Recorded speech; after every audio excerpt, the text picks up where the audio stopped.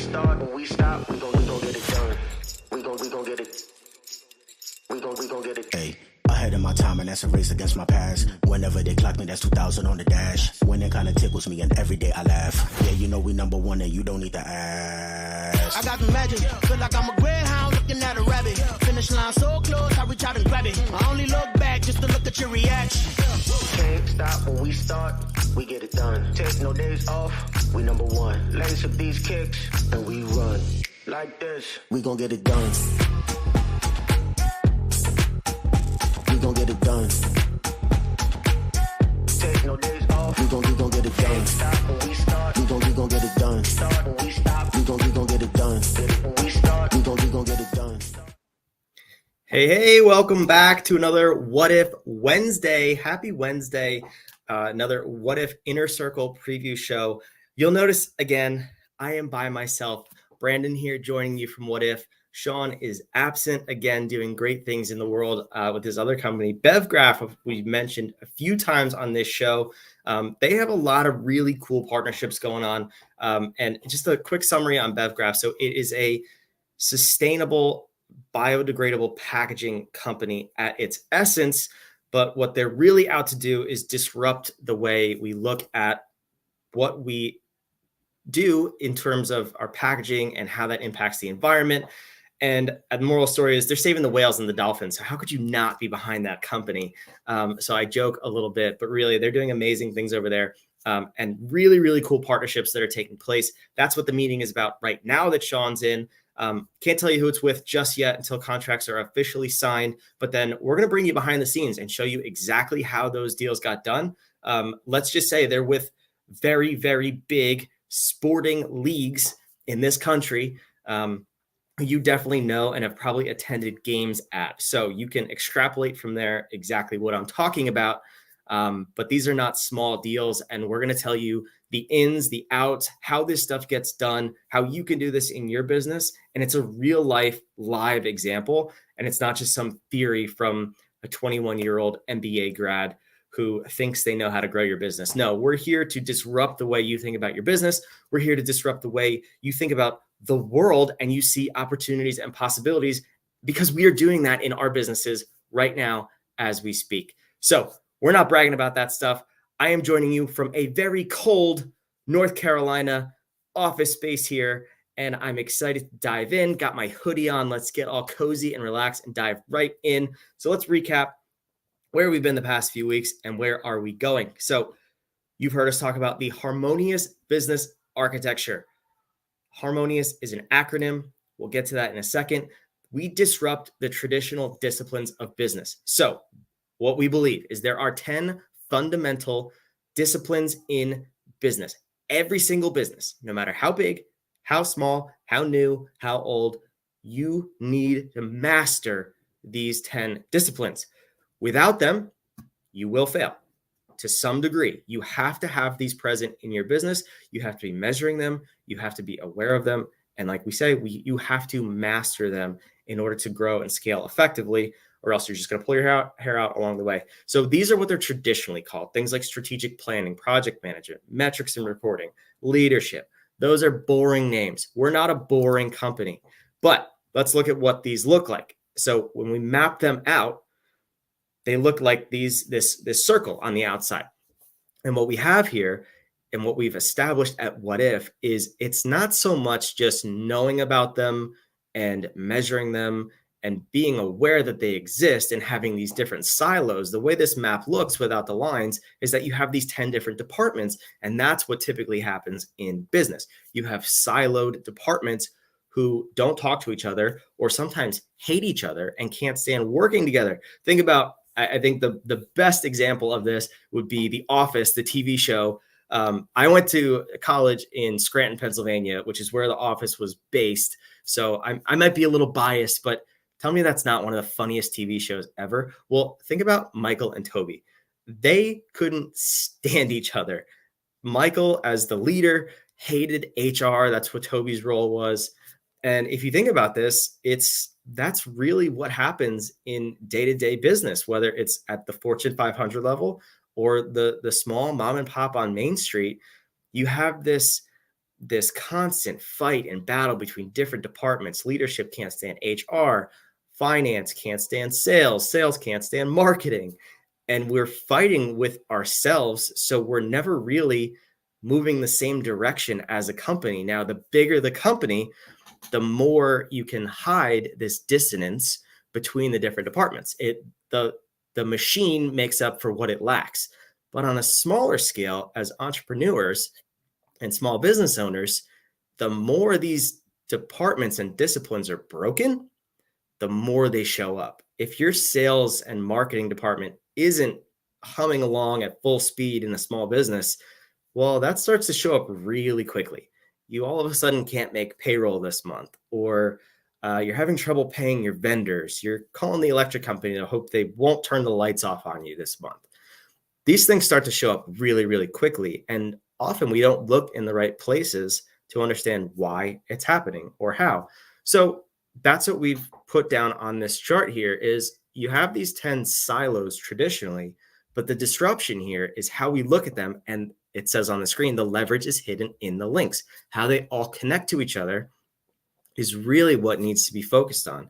Now, you could look at the screen and see the missing piece right there. The secret is in front of you. It's how they connect, where they connect, and how deeply they connect to each other. So what we've done is we've said these names are boring. We don't like them at all. We love to have fun at What If. If you're not having fun in your business, why are you in your business? Stop that. So we have fun, and we've renamed them all of these cool things. So strategic planning is now navigate, project management, operate, process and automation is order, leadership is inspire. What we've really done, even though they're fun names, is we've boiled it down to the essence of the discipline. That is what we do. And that is the other part of the magic that we do at What If. Anytime there's a situation, whether it's a problem, an opportunity, a challenge, whatever it is, we always boil it down to the essence. What that means is in strategic planning, for example, what is the essence of that? Why are we doing strategic planning as business owners? Well, when you boil it down and you ask enough questions, the essence of strategic planning is so you can navigate your way through the day-to-day world in your business and to the future. You are navigating your way from where you are to where you want to be. So that's why we have things in strategic planning, navigate, such as your core values as a business, your mission, your vision. We've been talking about that for a while now. That's what starts to come up. So when you boil it down to the essence, what we have on the screen here is what is the essence of the traditional disciplines. And the importance here is understanding how you leverage those disciplines and how you boil everything down in your company so it all integrates and flows well together. And that is when you can start to build this well-oiled machine that we all like to think of our businesses as, was when you understand these disciplines. So this is what it looks like in terms of the harmonious architecture, spelled out in the correct order. There is no correct order here. It's really what your business is lacking at the current moment. That is where we can focus and tweak all the other levers within your business to really optimize where you're at right now. So where we're at, let's go back a slide here. We've been taking these just from top to bottom of the traditional disciplines. So we've been in Navigate. We were there last month for a while. Last week, we hit on Operate. And this week, we're going to touch on a little bit more on Operate and a little bit more on Serenity. So Serenity, let's just look at the essence of that word. Time management is the traditional discipline. What a terrible theory. Can you manage time? No, nobody can manage time. You can choose what you do with it, but you can never manage time. It can't be created. It can't be destroyed. It's happening in the present moment. So what is that really? It's serenity. It's how are you spending your time, both you, your employees, your company. How are you making sure you're maximizing your time, not necessarily from a productivity standpoint, but for you as the leader, what are you doing to make sure that your calendar isn't completely stressing you out? What are you making sure the same isn't happening to your employees? So we're going to go through that a little bit. And I want to break down some things here. We're going to dive super deep on that in the inner circle. And we're going to actually touch on last week where we talked about operate or execution. And we'll break down what's your 5-year vision? How do we get that to the 1 year goals. We're coming up on a new year here. And then from there, how do we break that down by individual role and department within your company to say, okay, here are our action steps, our leading indicators, what we need to do every single day. And that's how you start to fill up your calendar. So let's back up. Let's pause here for just a minute. Like I said, we're going to talk about a little bit on Serenity and a little bit more about Operate today. I had the opportunity this week to sit through two different masterminds, if you will. One of them happened to talk about vision, which we've discussed now a few weeks ago, and we've been talking about a little bit within the inner circle. So we were talking about vision statements in the inner circle last week. We were crafting a vision statement, and we had our participants, our clients in the inner circle do a really, really phenomenal job. We're reviewing the final ones today. That's where we're going to kick off before we schedule down into your leading indicators. And they were great. They were inspiring. Their teams could get behind them. They were metric specific. They were also that, oh shit, scary, like, I don't know how I'm going to do this quite yet vision, which is exactly what you want to look for. If you know how to do it, it's too small. So we want to make it big enough to where it's something that we actually have to chase in the future, an inspiring vision for the future. Well, on these calls that I was a part of, like I said, I had the opportunity to sit in on them. One was really, really good. They really understood the importance of a vision for a company. And they went through a similar exercise with their group of why we need to establish that first before we get started and how we actually chase it and get there. On the other hand, it was absolutely terrible, the exercise that they went through in order to discuss the mission of the company. And I don't remember the exact language. It wasn't vivid vision, but it was something along those lines about crafting a vision statement. And I was blown away by what they were telling their people to do. So, which is a perfect opportunity for me to pause real quick and say, that's why the inner circle exists. We have always done fractional engagements at What If, and we said no. There is so much bad information out there and so many entrepreneurs and business owners being lied to, stolen from, taken advantage of in these other groups, and we have to put an end to it. We have to let the world know about this architecture and this way of running your business, because the big online gurus are stealing your money. Straight up, that's how I feel about it. I know that to be true because I've been in the other groups. And like I said, the perfect example came up this week. So these vision statements that were being crafted, there was two common themes. One was, why do we even need a vision? This sounds kind of stupid. I didn't say anything. So we'll get past that one and say that's not on the table for discussion today, because go back and watch the other Inner Circle preview calls. We've talked about that for the past few weeks. But the other one was, your vision statement should describe this beautiful, perfect future that you would dream of at this point in your life. And while I think it's a good exercise to go through, probably for you personally, and I've done those before, the describe your perfect day exercise, all these other things. I've seen them in the Tony Robbins room. I think that's valuable exercise so you can kind of dream and play in your own personal future and maybe do that with your spouse. But in terms of business, I think that's way off the mark. And that is definitely not what we teach here at What If in terms of crafting your vision.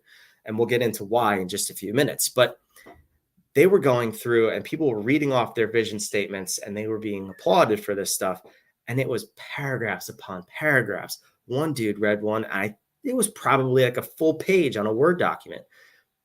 And my first thought was, if you gave that to any one of your team members, how would they, first of all, remember it? And second of all, how would they break that down and understand what that means for them? Because you're just crafting what your perfect day looks like, which doesn't include them at all on this paper. And also, it's all about you. So not that I'm saying your company should describe this perfect future vision. That's not at all what we're talking about. But that's what was being preached in this group. So let me just clear that up real quick. We are not talking about crafting the perfect day that doesn't include your company, doesn't include your team. We are crafting vision statements for your company and breaking those down. So that was just something that really disturbed me. And I've seen this in a number of other groups. So if you're in one of these groups and those are the exercises that are being done, just understand that they're really just taking your money and they don't want to help you at all. It's tough to say, again, because I've been in those other groups and I've seen this happen. And at the time I thought this is great. I'm making progress in my business. Well, at the end of the day, you're not, because if you can't bring your team on board with you and instill the vision into them, then they're never going to chase it with you. And you're just going to cycle through employees over and over and over. And that's why we start there and we spend so much time there to get these things right so that they can be conveyed to the rest of your team. So let's dive into a little bit more on operate and how we boil this down to create your schedule. And we touch a little bit on serenity. Like I said, that's what we're going to be diving into on the inner circle this week. Before I do that, I just want to put this up on the screen. If you'd like to learn more about the inner circle, go to whatif.com/inner circle. Or if you just go to whatif.com, you'll be able to take our bad assessment, which will show you the areas of your business that need the most help right now. And then you know exactly what to address and how to fix them. It all ties in with the harmonious architecture. So we break those 10 pieces down. We put them on that PDF. It'll take you 8 minutes, whatif.com, and we'll send you that report. Or jump on over to whatif.com/inner circle. You could join us in the room and we'll actually flesh out the real problems that are happening in your business right now. So let's break down a vision. Let's take just a random example here of what a vision statement could be and boil this down step by step to show you how you can get to not only the serenity on your personal calendar, but how you can convey this in little bite-sized chunks to your team, your employees, even the other companies and partnerships you have with your company so that everybody's moving in the same direction. So let's just take random numbers here. I'm going to write them down on my little remarkable here, and I can show you step by step along the way. But what we're going to do is take a 5-year vision, and this is all super vague, but do this with your vision. Do this at the same time. If you're watching this live, try to jot down at the same time. If you're watching the replay, pause, come back, and then pause it and write down your actual vision. And if you don't have that, again, jump into the inner circle. We can help you craft that vision for your company so it's actually effective. So let's just say our 5-year vision, we want to be at, I'm just going to use, again, round numbers, and this is not how we teach it, but I'm doing a super quick example. Apologize for my chicken scratch. 5-year vision is to be $100 million company. Let's say your current revenue is $10 million a year. So current is 10 million. So that would be basically a 10x growth in 5 years. Now, whether that's achievable or not to you, for this example, we're going to assume that is a massive lift that scares you to think about. That's what we want to see in your vision. So what do? We're at 10 million. We want to get to 100 million in 5 years. We don't know how to get there. Let's break this down at the most simple level. And what I'm ignoring here is exponential growth. So standard growth is going to look like this. That's perfectly linear in a straight line. Exponential growth, which is more accurate, looks more like this one over here. So we're going to assume standard growth for this example, but just understand that your vision and the way you break things down should probably be more along the lines of exponential growth, meaning that this year you might go from 10 million to 12 million, next year from 12 to 20, then from 20 to 40, 40 to 90, and 90 to 100, something like that, where it's a slow growth in the beginning, but then it picks up really quickly at the end. This one is just a simple example where you're going to grow by the same dollar amount every single year for 5 years, and it could be almost predictable. Nothing in life is predictable, but if we at least start there, we have a starting point and we can adjust this as we see fit. So if we want to grow from 10 million to 100 million, that is a difference of $90 million. So I'm going to take out my calculator because I'm not super good at math on the spot. But if we have 90 million divided by 5 years, that's a growth of $18 million per year. So that means by their goal for this year, so we'll say for 2024, our goal is going to be total revenue of 10 plus 18, which is $28 million. So that's our 2024 goal. Again, forgive the chicken scratch, but that's how I roll. So from here, what we can do is we can break down by department what needs to happen for each department, each of the 10 disciplines to get to the $28 million. So if we understand, you'd have to look at, this is where you're going to have to dial into your exact metrics, and hopefully you have those. But let's look at your ubiquity discipline, which is, for us, that's what we call marketing and sales. So we're going to need to see what our current lead flow is, what our current conversion metrics are, all of that kind of stuff. And we're going to need to multiply it by 2.8. From 10 to 28 million is a growth of 2.8x. So we're going to be able to chart those out and say, okay, if our current lead flow is 100 leads per day, we're going to need to multiply that by 2.8, which means we need 280 leads per day. So you can see how this kind of boils out step by step, and we can go discipline by discipline. We can go to your people discipline. What does it look like for them now at $10 million a year? How many people are there? Do we need to multiply it by 2.8, or do we just need to optimize those people? There's so many different things that come into play when breaking this vision down into the 5-year, the ultimate 5-year vision and goal, breaking it down to the 1 year and the current goals. But we can break this down step by step. So we're going to go 5 years. Ideally, you'd want a 3-year benchmark, a 1-year benchmark. Then we're going to have quarterly goals.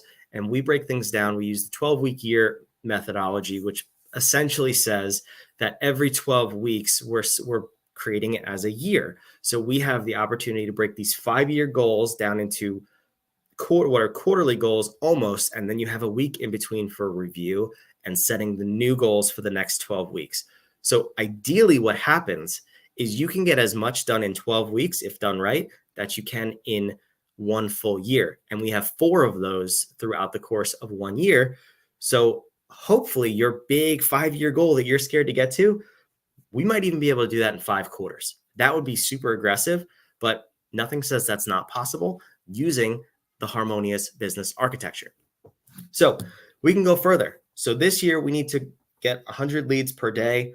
And we can break that down. What channels are we marketing on? What can we do? Can we put paid ads behind that? Could we try a different marketing channel? Could we try adding more salespeople, reducing salespeople, all these different things? And what we ultimately want to get to is breaking that down into daily action steps. Now, I was on this mastermind that I mentioned that I said was a really good example of vision, which I stand behind. Yes, absolutely. But they had a picture on the screen during the presentation, and it was actually from a Grant Cardone conference. Regardless of how you feel about Grant Cardone, what I saw on the screen actually blew me away, and I was surprised. And I took a picture of it here that I just want to show you, because this is what's present in the marketplace. This is what we're being told as entrepreneurs. These are the gurus that we're following, and it's tough to see here. I don't know if you can see it on my phone if you pause the video, but right under finance, it's looking at metrics, and it's saying, what are your leading indicators, your leading metrics, or leading indicators for different departments in your company? And they're telling you that revenue per employee is a leading metric. Revenue is never a leading metric. You would have to really, really convince me why revenue for you is a leading metric of something else. But the fact that this guru is proclaiming that revenue per employee is a leading metric that your company needs to be aware of, to me, blew my mind. And especially knowing the amount of money people paid to be in that room, to hear that was super concerning. So that's our whole goal here, is to be able to break down these goals into little bite-sized chunks. And I need you to do it by role in your company. If you have 100,000 people, obviously this is going to take a long time. If you have 10 to 20 people, this will take a lot less time, but it's vital to do because your employees are not thinking like this, and they shouldn't be expected to. This is the job of leadership, and that's why we go so in depth on this. But you need to be breaking down your goals into leading indicators. If you can do that, that's how you can give that to any employee, and that's their scorecard. And they say, I have to do these 3 things every single day, and the degree to which I do them will determine the success I have in this role. And that's their scorecard of how to get promoted, how to get raises, all these other things. It's so simple. It's not easy because we have to actually go through and do it. And that's what we're going to dive in and do here in just a few minutes on the Inner Circle. We have the folks who joined us last week who were super excited about to have this week create this plan for their employees. So what we have is, what we're going to do is take their 2024, the vision statement that's really going to expire at the end of 2028 at this point. We're going to break that down. What does that look like for 2024? And then we're going to break it down further into this 12-week year. And we're going to say, okay, what does every single role in your company need to be accountable for on a daily or at the most weekly basis, so that we can ensure your company hits these goals with 100% confidence. That is absolutely possible to do. What I would say is, in the beginning, and this is why it's more of an exponential curve, if this is the first time you're doing this sort of a goal setting method, and a leading indicator and planning your leading indicator metrics, it may take 1 or 2 quarters to figure this out and really dial in how you're breaking these things down. But that's why it's exponential, because as you keep doing it and you keep getting better, by your 3rd, 4th, 12th, 12-week year, you're going to have this so dialed in that that's where the exponential part comes in. You're going to start hitting your 5-year goals in 2 and 3 years. And you will be blown away by what you can do in 5 years, let alone a decade. Even 1 year, you can get so much further along if you break this down correctly. So I have this back on the screen here, whatif.com/inner circle. If you'd like to take the bad, it's just whatif.com. Like I said, that's a free report. It's going to take you 8 to 10 minutes at most. We'll review it with you and tell you exactly where your company needs to go. We'll be back next week on the Inner Circle Preview Show. We're going to talk more about, I realized we didn't get to how to actually schedule this stuff on your calendar, and break down these tasks, the leading indicators, into daily action steps that you know to do on your calendar. I'm looking at my calendar over here, and I have all this stuff planned out. So we're going to show you that. We're going to show you exactly how to plan this out, what your calendar should look like to set you up for success, what it would look like if you're absolutely out of your mind crazy and you're running all over the place. And we see that all too often. So I'd love for you to join us next week. Wherever you're watching this, we'll be back for the Inner Circle Preview Show. And come on over to the Inner Circle, whatif.com/inner circle. We'll see you on the inside and help you start running your business effortlessly.